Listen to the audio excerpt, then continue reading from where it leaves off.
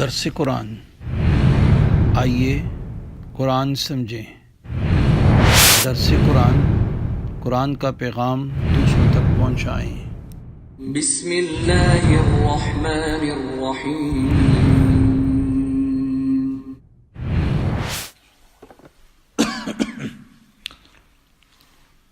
الحمد للہ رب العالمین، والصلاة والسلام علی من لا نبی بعدہ، اما بعد فاعوذ باللہ من الشیطان الرجیم، بسم اللہ الرحمن الرحیم۔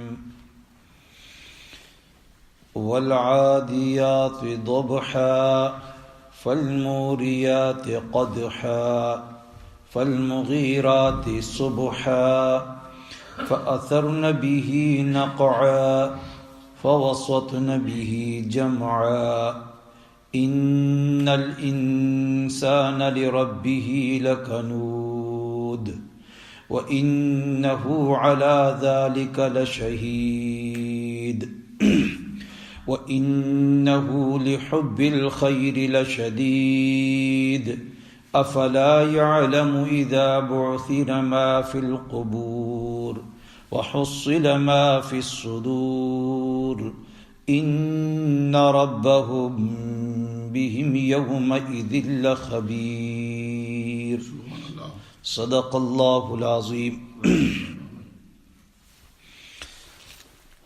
میرے نہایت ہی قابل قدر مسلمان بھائیوں، میرے بزرگوں، آپ حضرات کے سامنے سورہ العادیات مکمل صورت تلاوت کی ہے۔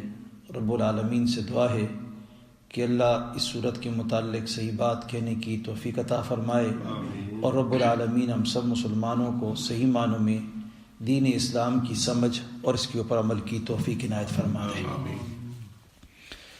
اس صورت کا نام سورہ العادیات ہے، اور یہ نام اس کی پہلی آیت والعادیات ضبحا اس سے ماخوذ ہے۔ اکثر مفسرین فرماتے ہیں یہ صورت مکہ مکرمہ میں نازل ہوئی ہے، اس لیے یہ مکی صورت کہلاتی ہے، اور بعض دوسرے مفسرین یہ بھی فرماتے ہیں حضرت عبداللہ ابن عباس رضی اللہ تعالیٰ عنہ، حضرت قتادہ اور امام مالک رحمۃ اللہ علیہ سے یہ بھی منقول ہے کہ یہ صورت مدنی صورت ہے۔ نبی اکرم صلی اللہ علیہ وسلم جب مدینہ منورہ میں تھے تو یہ صورت اس وقت نازل ہوئی تھی۔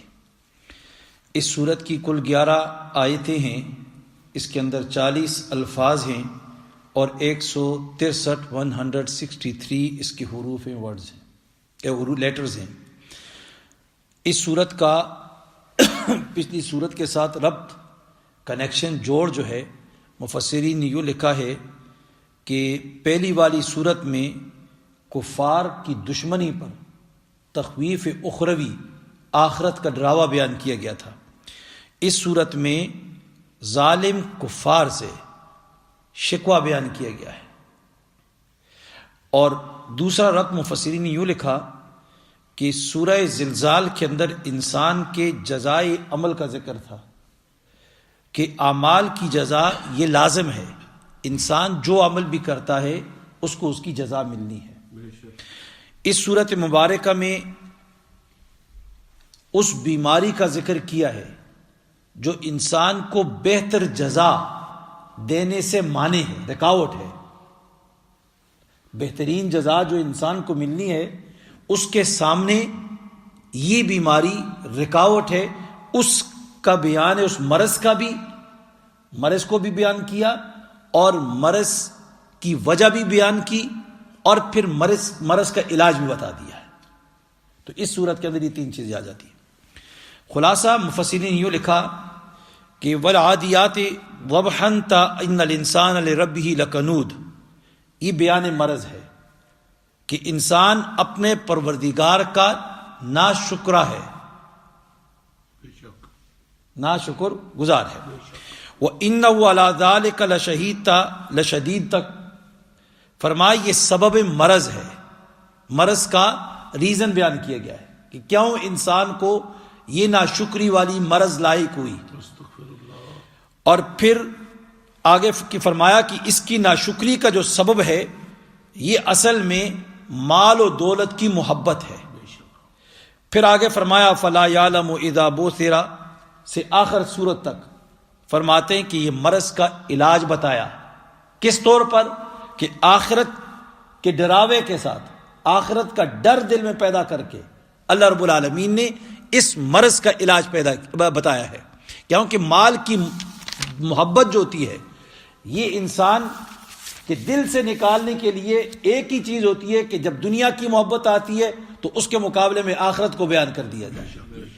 تو آخرت کہ جب آخرت کا بیان آتا ہے تو انسان خود بخود متفکر ہو جاتا ہے، سوچ میں پڑ جاتا ہے کہ وہ میں کہاں لگا ہوا ہوں، میں کہاں لگا ہوا ہوں۔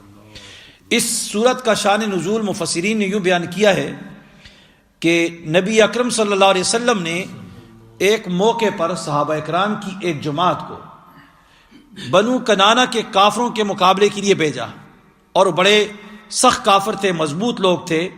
آپ صلی اللہ علیہ وسلم نے لشکر کو خصوصی ہدایات فرمائی۔ ان ہدایات میں آپ صلی اللہ علیہ وسلم نے یہ فرمایا کہ آپ نے فلاں تاریخ کو روانہ ہو جانا ہے اور فلاں تاریخ کو وہاں منزل پہ آپ نے پہنچنا ہے۔ اس روز پھر فرمایا کہ صبح کے وقت دشمن کے اوپر آپ نے حملہ کرنا ہے، دشمن کے اوپر آپ نے حملہ کرنا ہے، اور پھر فلاں تاریخ کو آپ نے واپس آ جانا ہے۔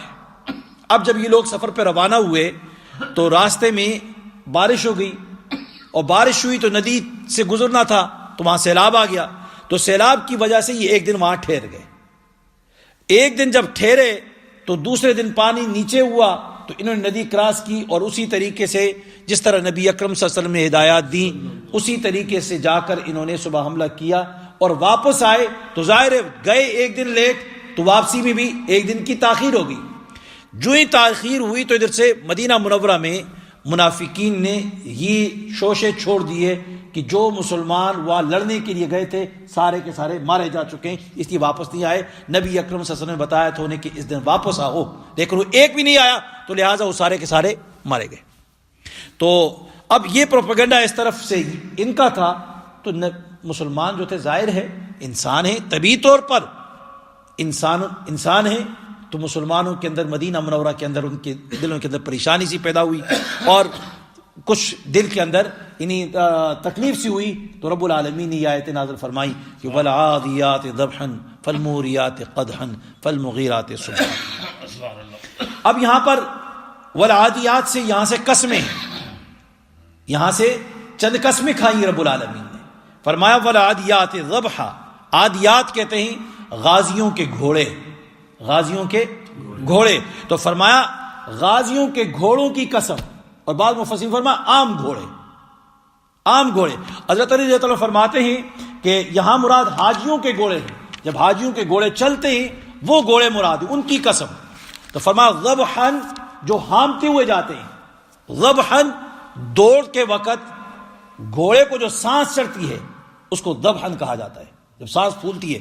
تو فرمایا تو گھوڑوں کی قسم، ان گھوڑوں کی جو دوڑتے ہیں اور ہامتے ہیں، تو ان گھوڑوں کی رب العالمین نے قسم یہاں پر کھائی کہ ہامتے ہوئے گھوڑوں کی قسم۔ فرمایا فالموریات قدحا، پھر آگ سلگانے والے جھاڑ کر۔ فالموریات، الموریات کہتے ہیں کہ مفسرین لکھا کہ فالموریات قدحا، فالموریات قدحا، کہ پھر آگ سلگانے والے جاڑ کر۔ قدحن کہتے ہیں آگ سلگانے والے، جاڑنے والے، یعنی پتھریلی زمین پر جب گھوڑا دوڑتا ہے تو اس کے ٹاپ جو ہوتی ہے پتھر سے ٹکراتی ہے تو اس سے جو آگ نکلتی ہے قدحن، اس آگ کو کہا جاتا ہے، اس چنگاری کو کہا جاتا ہے۔ تو فرمایا اللہ رب العالمین نے کہ قسم ان گھوڑوں کی جو پتھریلی زمین پر دوڑتے وقت اپنی سموں سے چنگاریاں نکالتے ہیں، ان کی قسم ہے، ان کی قسم۔ فرمایا فالمغیرات صبحا، فالمغیرات صبحا، پھر غارت ڈالنے والے صبح کو، صبح کے وقت حملہ کرنے والے۔ تو فالمغیرات صبحا، الاغارہ کہتے ہیں، فالمغیرات الغارہ، رفتار کی تیزی، وہ گھوڑے جو اپنے سواروں کو صبح کے وقت دشمن پر حملہ کرنے کے لیے لے جاتے ہیں، ان گھوڑوں کی قسم۔ تو مطلب ہی ہوا، فرمایا قسم ان گھوڑوں کی جو صبح لوٹ مار کرنے والے ہیں یا غارت ڈالتے ہیں، حملہ آور ہوتے ہیں، ان کی قسم ہے۔ حدیث میں آتا ہے کہ نبی اکرم صلی اللہ علیہ وسلم جب بھی دشمن پر حملہ کرتے رات کے آخری حصے کا انتظار فرماتے، آخری حصے کا انتظار فرماتے۔ صبح صادق کے وقت اگر دوسری طرف سے اذان آ جاتی تو اذان کی آواز آتی تو پھر آپ صلی اللہ علیہ وسلم سمجھتے کہ یہاں اس بستی والے مسلمان ہیں، تو حملہ کیے بغیر آپ صلی اللہ علیہ وسلم کیا ہو جاتے؟ واپس چلے جاتے تھے، واپس چلے جاتے تھے۔ تو اس لیے صبح کے وقت حملہ کرتے تھے تاکہ اس میں کافر جو لوگ ہوتے ہیں، دشمن جو ہوتا ہے سویا ہوتا ہے، غافل ہوتا ہے، تو اس وقت پھر صحیح طریقے سے اس کو شکست کا سامنا کرنا پڑتا ہے، تو اس لیے اس وقت کیا حملہ کیا جاتا۔ تو فرمایا فالمغیرات صبح، پھر غارت ڈالنے والے صبح کو، فاثرن به نقعا، پھر اٹھانے والی اس میں گرد، فاثرن، اثرنا کہتے ہیں اڑاتے ہی، کس کو؟ نقعن، گرد کو، مٹی کو، غبار کو۔ تو فرمایا ان گوڑوں کی قسم جو دشمن پر چھاپا مارتے وقت یا چھاپے کی جگہ پر اپنے دوڑنے کی وجہ سے غبار اڑاتے ہیں، غبار اڑاتے ہیں، مٹی کو اڑاتے ہیں، گرد کو اڑاتے ہیں۔ اور یہ فرمایا عموماً اس وقت جب سردی، رات کی سردی ہوتی ہے، تھوڑی سی شبنم پڑتی ہے تو مٹی کیا ہو جاتی ہے؟ دبی ہوئی ہوتی ہے، غبار دبی ہوتی ہے، لیکن اس وقت جب گھوڑا اٹھتا ہے تو اس وقت بھی وہ کیا کرتا ہے؟ غبار پیدا کرتا ہے، مٹی پیدا کرتا ہے۔ تو فرمایا اس وقت کی قسم، فَأَثَرْنَ بِهِ نَقَا، ان گھوڑوں کی قسم جو کیا ہے؟ غبار کو اڑاتے ہیں، غبار کو اڑاتے ہیں۔ فرمایا فَوَسَطْنَ بِهِ جَمْعًا، فَوَسَطْنَ بِهِ جَمْعًا، جمعان کہتے ہیں دشمن کی جماعت، اور دشمن کی وہ جماعت جو مرکزی حصہ کہلاتا ہے، جو خاص مین آرمی ہوتی ہے، اس کی قسم، اس جمع اسے کہا جاتا ہے۔ تو فرمایا ان گھوڑوں کی قسم جو تیز رفتاری سے جماعتوں اور افواج کے اندر گھس جاتے ہیں اور چھاپا مارنے کے وقت یا چھاپا مارنے کی جگہ میں، فوسطنا بھی، ان گھوڑوں کی قسم جو گھس جاتے ہیں، فوسطنا جو گھس جاتے ہیں، کس میں؟ لشکروں کے اندر، جماعتوں کے اندر گھس جاتے ہیں۔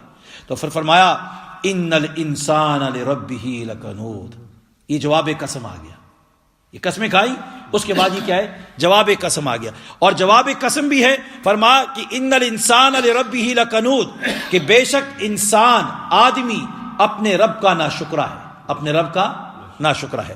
تو اب یہاں سے الانسان سے مراد فرمایا کہ اس سے ہر انسان نہیں مراد، بلکہ اس سے بعض انسان مراد ہیں، کیونکہ سارے انسان تو ناشکرے نہیں ہیں نا، تو بعض انسان کیا ہے؟ ناشکرے ہیں۔ اور فرمایا لکنود، لکنود کا معنی، قنود کا معنی ہے، مفسرین نے فرمایا ناشکرا، نافرمان، بخیل، اس سے عمرہ۔ تو مطلب ہی ہوا کہ لوٹ مار کرنے والے گھوڑے اس بات پر شاہد ہیں، گواہ ہیں کہ انسان اپنے پروردگار کا نہایت ہی ناشکر گزار ہے، کہ اس کے اندر گھوڑے جتنی وفاداری بھی نہیں پائی جاتی، گھوڑے اتنی وفاداری بھی نہیں پائی جاتی، کہ گھوڑا جس کو مالک رکھتا ہے تو وہ کس طریقے سے اپنی جان کو خطرات میں ڈال لیتا ہے اپنے مالک کے لیے۔ لیکن یہ انسان کتنا ناشکرا ہے، کتنا ناشکرا ہے، کھاتا اللہ کی، پیتا اللہ کی، زمین اللہ کی رہ رہا ہے، اس کے آسمان سے فائدے حاصل کر رہا ہے، زمین سے فائدے حاصل کر رہا ہے، لیکن اس کی عبادت نہیں کر رہا، اس سے منہ موڑا ہوا ہے۔ علامہ شبیر احمد عثمانی رحمۃ اللہ علیہ یہاں پر بڑی زبردست بات لکھتے ہیں، فرماتے ہیں کہ جہاد کرنے والے سواروں کی اللہ کی راہ میں سرفروشی اور جان بازی بتلاتی ہے کہ وفادار شکر گزار بندے ایسے ہوتے ہیں کہ جو اپنی جانوں کا نذرانہ پیش کر دیتے ہیں، اپنا مال بھی قربان کر دیتے ہیں۔ فرمایا جو آدمی اللہ کی دی ہوئی قوتوں کو اس کے راستے میں خرچ نہیں کرتا، وہ پرلے درجے کا نہ شکرا اور نالائق ہے۔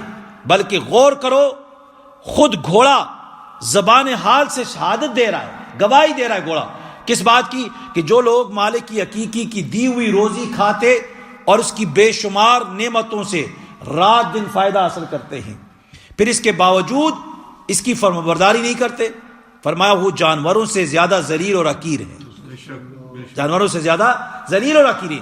فرمایا ایک شائستہ گھوڑے کو مالک گھاس کے تنکے اور تھوڑے سے دانے کھلا دیتا ہے تو اتنی سی تربیت پر اپنے مالک کی وفاداری میں جان لڑا دیتا ہے. جدھر سوار اشارہ کرتا ہے ادھر ہی وہ چلتا ہے، دوڑتا ہے، ہامتا ہے، ٹاپے مارتا ہے اور غبار اٹھاتا ہے. گمسان کے معرکوں میں بے تکلف فرمایا گھس جاتا ہے. گولیوں کی بارش میں تلواروں کے اندر سنگینوں کے سامنے پڑھ کر سینہ نہیں پھیرتا، بلکہ بسا اوقات وفادار گھوڑا سوار کو بچانے کے لیے اپنی جان خطرے میں ڈال دیتا ہے. کیا انسان نے ایسے گھوڑوں سے بھی سبق نہیں سیکھا ہے؟ کیا انسان نے ایسے گھوڑے سے بھی سبق نہیں سیکھا کہ اس کا بھی پالنے والا مالک ہے، جس کی وفاداری میں اسے جان و مال خرچ کرنے کے لیے تیار رہنا چاہیے، لیکن یہ انسان اس طرف نہیں جا رہا. تو فرمایا بے شک انسان بڑا ناشکرا اور نالائق ہے کہ ایک گھوڑے بلکہ کتے کے برابر بھی وفاداری نہیں دکھا سکتا ہے. تھوڑا مالک کتے کو روٹی کھلا دیتا ہے تو جدھر آواز دیتا ہے ادھر ہی جاتا ہے. گھوڑے کو مالک کھلاتا ہے تھوڑا سا دانا تو کیسا اس کی حفاظت میں معمور ہو جاتا ہے، سب کچھ اس کے لیے قربان کر دیتا ہے. اللہ رب العالمین مالک کی حقیقی ہے، اس انسان کو کیا کچھ نہیں دے رہا ہے. ماں کے پیٹ سے لے کر قبر میں جانے تک کتنا کچھ نہیں دیا، اس نے سب کچھ دیا ہے. فرمایا اللہ تعالیٰ کی انسان پر بے شمار نعمتیں ہیں. وَإِن تَعُدُّوا نِعْمَتَ اللَّهِ لَا تُحْصُوهَا. اللہ کی اتنی بے شمار نعمتیں، انسان ان کو گننا چاہے نہیں گن سکتا ہے. تو فرمایا کہ انسان دیکھے، غور کرے، پیدائش ماں کے پیٹ سے، پیدائش کے وقت سے لے کر موت تک، اور موت میں سے لے کر قبر میں جانے تک فرمایا کتنی نعمتیں ہیں. ان نعمتوں کو شمار نہیں کر سکتا. ان نعمتوں کا تقاضا کیا ہے کہ انسان ہر وقت اللہ کا شکر گزار بن جائے اور شکر گزار بن کر اسی کی عبادت کرے. مگر اللہ تعالی انسان کی ناشکری کا ذکر کرتے ہوئے فرماتے ہیں وَقَلِيلٌ مِّنْ عِبَادِيَ الشَّكُورُ. بہت تھوڑے لوگ ہیں. چاہیے تو انسان کو اتنی انگنت نعمتوں کو دیکھ کر شکر گزار بنے، لیکن رب العالمین فرماتے وَقَلِيلٌ، بڑی تھوڑی تعداد ہے جو انسانوں کی شکر کرتی ہے، شکر گزار بڑے کم ہیں. فرمایا اور پھر آگے اللہ رب العالمین ایک دوسری جگہ میں فرماتے ہیں کہ ان الانسان لظلوم کفار، کہ انسانوں کی اکثریت جو ہے وہ ناشکری ہے، وہ قدردان نہیں ہے، وہ بے قدری ہے. اللہ کی نعمتوں کی کیا ہے، ان کے دلوں کے اندر کوئی قدر نہیں پائی جاتی. فرمایا وَإِنَّهُ عَلَىٰ ذَلِكَ لَشَهِيدٌ، اور وہ آدمی اس کام کو سامنے دیکھتا ہے. وَإِنَّهُ عَلَىٰ ذَلِكَ لَشَهِيدٌ. اب یہاں ضمیر ہو، وَإِنَّهُ، وہ ضمیر جو ہے یہ عربی میں ضمیر ہے. تو فرمایا اس ضمیر کے بارے میں مفسرین کے دو قول ہیں. ایک فرمایا الانسان کی طرف یہ راجیہ لوٹتی ہے کہ اس سے مراد انہو سے مراد، ہو سے مراد انسان ہے،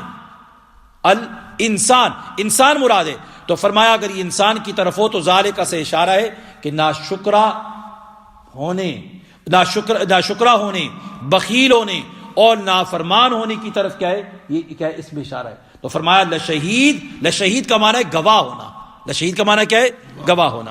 تو پھر مطلب کیا ہوا ہے صورت میں، فرمایا یوں ہوگا کہ مذکورہ شواہد، یہ جو گھوڑوں کی قسمیں کھائی رب العالمین نے، یہ ساری باتیں اس بات پر گواہ ہیں کہ انسان اپنی اس بیماری اور کمزوری پر خود بھی شاہد ہے، خود بھی گواہ ہے، اور یہ خود اپنے کردار سے بھی جان لیتا ہے، دیکھ لے گا، جانتا ہے کہ میں جو یہ کر رہا ہوں یہ ناشکری ہے، اللہ کی نعمتوں کی ناشکری ہے، میں اس کی نعمتیں استعمال کر کے اس کی کیا ہے، نافرمانی کر رہا ہوں. ایسا آدمی تو جانتا ہے نا، جو اللہ کی اطاعت و تابعداری میں زندگی بسر نہیں کرتا، وہ خود بخود جان لیتا ہے کہ اوہو میں مسٹیک کر رہا ہوں. اور فرمایا مفسرین نے فرمایا کہ یہ شہادت لشہید فرمایا رب العالمین نے. تو اس شہادت سے کیا مراد ہے؟ فرمایا ایک شہادت تو یہ ہے کہ خود اس کی کنجوسی اور ناشکری پر شہادت دینے کی نشانیاں جو ہوتی ہیں یہ واضح ہو جاتی ہیں، پتہ چل جاتا ہے یہ کس کا کون ہے. اور دوسرا فرمایا آخرت میں اس کا نفس اپنے نفس کے اوپر یہ گواہ بن جائے گا اور یہ کہے گا کہ لم نکو من المصلین، ہم نماز نہیں پڑھا کرتے تھے، ولم نکو نطعم المسکین، اور ولم نکو نطعم المسکین، اور ہم مسکینوں کو کھانا نہیں کھلایا کرتے تھے. خود بخود ہی ظاہر ہو جائے گا. اور دوسرا مفسرین نے فرمایا کہ وَإِنَّهُ عَلَىٰ ذَلِكَ لَشَهِيدٌ، انہو سے مراد اللہ رب العالمین کی ذات ہے، اللہ رب العالمین کی ذات مراد ہے۔ تو اس صورت میں فرمایا کہ اس صورت میں اس آیت کا مطلب یہ ہو جائے گا کہ یہ آیت ڈراوا ہے ناشکر آدمی کے لیے، بخیل آدمی کے لیے یہ ڈراوا ہے، اور اس کے لیے کیا ہے؟ تخویف ہے، اخروی ہے، تخویف ہے، ڈراوا ہے۔ فرمایا کہ انسان کے ناشکرے ہونے پر اللہ واقف ہے۔ وَإِنَّهُ لَشَهِيدٌ کا معنی کیا ہو جائے گا کہ بے شک اللہ رب العالمین واقف ہے کس کے اوپر؟ انسان کے ناشکرہ ہونے پر، وہ دیکھتا ہے، اس سے کوئی چیز چھپی ہوئی نہیں ہے، پوشیدہ نہیں ہے۔ اب آگے فرمایا وَإِنَّهُ لِحُبِّ الْخَيْرِ لَشَدِيدٌ، وَإِنَّهُ بے شک آدمی محبت پر مال کی بہت پکا ہے، بہت پکا ہے۔ اب یہاں سے کیا ہے؟ یہ سبب مرض کو بیان کیا گیا ہے۔ مرض جو تھی نا ناشکری والی، یہ بیماری ہے۔ اب اس کا ریزن کیا ہوا کہ یہ بیماری انسان کو لاحق ہوئی، یہ بیماری انسان کے اندر کیوں پیدا ہوئی؟ تو اس کا ریزن بتایا کہ وَإِنَّهُ لِحُبِّ الْخَيْرِ لَشَدِيدٌ، کہ بے شک آدمی جو ہے محبت پر مال کی بہت پکا ہے، لشدید بہت پکا ہے، مال کی محبت میں بہت پکا ہے، یعنی دنیا کی محبت میں بہت متشدد پکا ہے۔ حب مال اس کو بخل اور کنجوسی پر اکساتا ہے، اور اللہ کی راہ میں خرچ کر کے اس کے شکر گزار بننے سے اس کو کیا ہے؟ روک رہا ہے۔ کیا چیز؟ مال کی محبت، کیونکہ اس کے دل میں آتا ہے مال خرچ کیا میں نے تو مال کم ہو جائے گا، مال گھٹ جائے گا، تو اس کے اندر کنجوسی پیدا ہوتی ہے، بخل آتا ہے، تو اس لیے وہ مال کو سمیٹتا جاتا ہے، خرچ نہیں کرتا ہے، خرچ کرنے سے گھبراتا ہے۔ یہ کیوں ہوا؟ مال کی محبت کی وجہ سے۔ پھر آگے فرمایا سورہ فجر میں اللہ رب العالمین فرماتے وَتُحِبُّونَ الْمَالَ حُبًّا جَمًّا، وَتُحِبُّونَ الْمَالَ کہ تم مال سے محبت کرتے ہو، جی بھر کر مال سے محبت کرتے ہو، جی بھر کر مال سے محبت کرتے ہو۔ پھر آگے فرمایا افلا یعلم اذا بعثر ما فی القبور، افلا یعلم یہاں سے علاج مرض ہے، وہ بیماری ہے نا ناشکری والی، لکنود، اب پیدا کس سے ہوئی؟ لحب الخیر، مال کی محبت سے، خیر کہتے ہیں مال کو، تو مال کی محبت سے پیدا ہوئی۔ اب اس کا علاج کیا ہے؟ بیماری ہے تو اس کا علاج کیا ہے؟ تو فرمایا افلا یعلم اذا بعثر ما فی القبور، یہاں سے اس کا علاج بیان کیا۔ تو فرمایا کہ بیماری کا علاج بصورت تخویف اخروی، آخرت کا ڈراوا بتا کر بیماری کا علاج بتایا گیا ہے، آخرت سے ڈرا کر، کہ فرمایا کہ کیا انسان نہیں جانتا؟ افلا یعلم، کیا انسان نہیں جانتا؟ اذا بعثر ما فی القبور، جب قبروں سے مردے اٹھائے جائیں گے، یعنی قیامت کے دن جب اس کو زندہ قبروں سے زندہ کر کے نکالا جائے گا اور حساب و کتاب کے لیے لایا جائے گا، اور اس کی ناشکری کا اس کو کیا ہے؟ حساب دینا ہوگا، اور جزا و سزا اس کو ملنی ہے۔ تو فرمایا وحصل ما فی الصدور، اور سینوں کے اندر کی باتیں کھول دی جائیں گی۔ جو اس انسان آج بہت ساری باتیں ہیں، ہم بیٹھے ہوئے مجلس میں ہر ایک کی سینے کے اندر، دل کے اندر اپنی اپنی باتیں ہیں، کیا باتیں، کیا عقیدہ ہے، کیا فکر ہے، کیا سوچ ہے، ہمیں نہیں معلوم ایک دوسرے کے بارے میں، لیکن رب العالمین کو سب کچھ معلوم ہے۔ تو فرمایا قیامت کے روز یہ سینوں کے اندر کے راز جو ہیں ان سب کو بھی کیا کر دیا جائے گا؟ کھول دیا جائے گا، ان سب کو بھی کیا کر دیا جائے گا؟ کھول دیا جائے گا۔ وحصل ما فی الصدور، حصل کا معنی ہے الگ کر دیا جائے گا، ظاہر کر دیا جائے گا جو کچھ سینوں میں ہے۔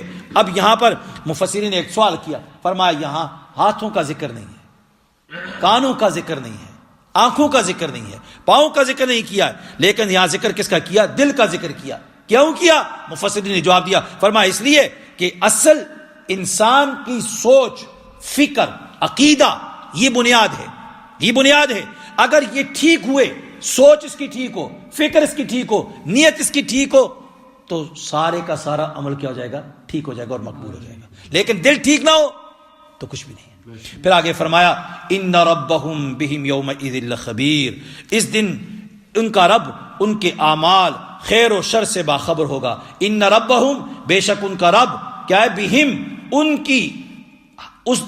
کے متعلق یومئذ لخبیر، اس دن سب سے زیادہ خبر رکھنے والا ہوگا اللہ تعالیٰ، یعنی ان کے جتنے بھی اعمال ہیں خیر اور شر ان سب سے باخبر ہوگا، اور ان کی پوری جزا دے گا۔ باخبر ہونے کا مطلب کیا؟ کہ پوری جزا دے گا۔ خبیر کہا اللہ رب العالمین نے، مفسرین نے لکھا خبیر کیوں کہا؟ کیونکہ قیامت کے روز سارے لوگ جمع ہو جائیں گے، اور جب سب جمع ہو جائیں گے جو رب العالمین کے بارے میں یہ عقیدہ رکھتے ہیں کہ اللہ تعالیٰ ہمارے ہر عمل سے باخبر ہے، وہ بھی، اور وہ لوگ بھی جمع ہو جائیں گے جو نہیں عقیدہ رکھتے کہ اللہ رب العالمین ہے ہی نہیں، مانتے ہی نہیں ہیں، یا اس کے بارے میں عقیدہ نہیں رکھتے کہ اللہ رب العالمین باخبر ہے، تو سب کے سامنے یہ چیز ظاہر ہو جائے گی جب رب العالمین سب کی کرتوت جو ہیں ظاہر کریں گے، ان کے اعمال کو ظاہر کریں گے، ظاہر کر کے ان کو کیا ہے جزا و سزا دیں گے. تو اللہ خبیر، پھر سب کے اوپر ظاہر ہو جائے گا کہ اللہ رب العالمین تو خبیر ہے، وہ تو ساری باتوں کو جان رہا ہے، ساری باتوں کو جان رہا ہے. تو اللہ رب العالمین نے اس صورت کے اندر کیا ہے ایک مرض بیان کی، اس کے لیے قسمیں کھائیں کہ اتنی خطرناک بیماری ہے. کون سی بیماری؟ ناشکری بڑی بری بیماری ہے. تو کبھی انسان کو ناشکرا نہیں بننا چاہیے. اور ناشکری یہ بیماری کس سے پیدا ہوتی ہے؟ حب مال سے، مال کی محبت سے. اس بیماری کا علاج کیا ہے؟ ہر وقت انسان کو آخرت کی فکر کرنی چاہیے. جب آخرت کی فکر کرے گا تو یہ بیماری خود بخود کیا ہو جائے گی؟ ٹھیک ہو جائے گی، اور انسان کے سارے اعمال کیا ہو جائیں گے؟ قبول ہو جائیں گے، اور اللہ تعالیٰ کا شکر گزار بن جائے گا. اللہ مجھے اور آپ سب کو توفیق عطا فرمائے. اللهم صل على سيدنا محمد النبي وعلى اله وصحبه وبارك وسلم تسليما. ربنا آتنا في الدنيا حسنه وفي الاخره حسنه وقنا عذاب النار. اللهم اعنا على ذكرك وشكرك وحسن عبادتك. پروردگار عالم ہمارا بیٹھنا قبول و مقبول بنا، اس کے اوپر پوری جزا نصیب فرما دے، خیر نصیب فرما دے. اے اللہ تو ہم سب کا خاتمہ ایمان پر فرما دے. عطا اللہ شاہ بخاری رحمۃ اللہ علیہ بہت بڑے جید ممتاز عالم دین تھے، ان کے بیٹے بھی بہت بڑے عالم دین تھے، ان کا انتقال ہو چکا ہے. پروردگار عالم ان کی مغفرت فرما دے، ان کی مغفرت فرما دے. ہماری والدہ کی خالہ زاد بہن، ان کا انتقال ہوا ہے، ان کی لیے مغفرت کی دعا فرمائے. اللہ ان کی بھی مغفرت فرما دے. جن کی جو رشتہ دار فوت ہو چکے ہیں سب کی مغفرت فرما دے، سب کو عذاب قبر سے محفوظ فرما کے جنت الفردوس میں اعلیٰ مقام نصیب فرما دے. صلی اللہ تعالیٰ علی خیر خلق محمد و آلہ وصحبہ وبارک وسلم تسلیما. آمین.